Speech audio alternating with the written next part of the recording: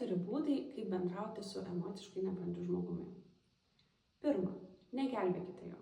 Emociškai nebrandus žmogus vengia atsakomybės ir laukia, kol bus išgelbėtas. Tačiau toks elgesys ilgalaikėje perspektyvoje nenaudingas, nes žmogus neišmoksta pats pasirūpinti savimi ir tampa priklausomas nuo aplinkybių. Tad brėžkite ribas ir jų laikykitės. Antra, aiškiai išsakykite savo poreikius. Vienintelis būdas, kaip ribos gali pagelbėti, jeigu jos bus brėžiamos suprantamai ir nuosekliai. Tad ramiai ir aiškiai vardinkite, koks elgesys jums priimtinas, o koks ne. Kol žmogus nežino, kur tos ribos yra, jisai spaus tol, kol tą ribą pajaus. Trečia, išlikite ramūs. Kai situacija auga ir intensyvėja, pagrindinė jūsų stiprybė yra gebėjimas susiturėti. Rinkitės savo kovas išmintingai ir nuspręskite, kur iš tikrųjų verta įsitraukti, o kada naudingiau atsitraukti, kad pats nemaitintumėte tos kuriamos dramos.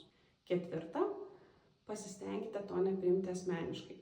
Svarbu savo priminti, kad jų nebrandus elgesys, ar tai būtų rėkavimas, ar atsiribojimas ir vengimas, tik atspindi jų nemokėjimą emociškai susireguliuoti. Tad išlaikykite žvilgsnį iš šono, kad apsaugotumėte savo pačių vertę. 6 būdai, kaip tapti emociškai brandesniu.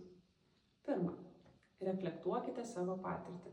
Kasdien skirkite laiko pastebėti, kas vyksta jūsų vidinėme pasaulyje, stebėkite savo jausmus, mintis, pojūčius kūne, bei mokykitės atpažinti pasikartojančius savo būdingus elgesio modelius ar situacijas, į kurias vis pakliūnate. Antra, plėskite savo emocinį žodyną. Šnekamojoje kalboje naudojama apie 70 žodžių apibūdinti savo savijautą, o žodyne jų galima rasti net apie 200-300. Savo jausmus taip pat galima apibūdinti ir įvairiomis metaforomis, nors dažniausiai buityje išgirstame gerai, blogai, normaliai, tad tobulėti tikrai yra kur.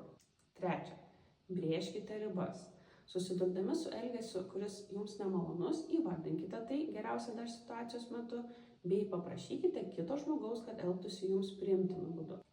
Ribos santykyje kuria saugumą, o tuo pačiu ir galimybę patirti artimą emocinį ryšį. Ketvirta, išmokite atskirti žmogų nuo jo veiksmų.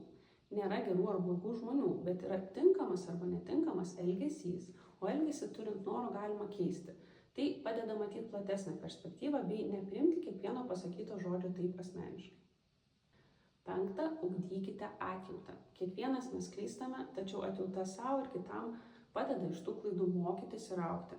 Atjauta nepateisina netinkamo elgesio, bet leidžia jį priimti, suprasti ir leidžia savo ir kitam pasitaisyti.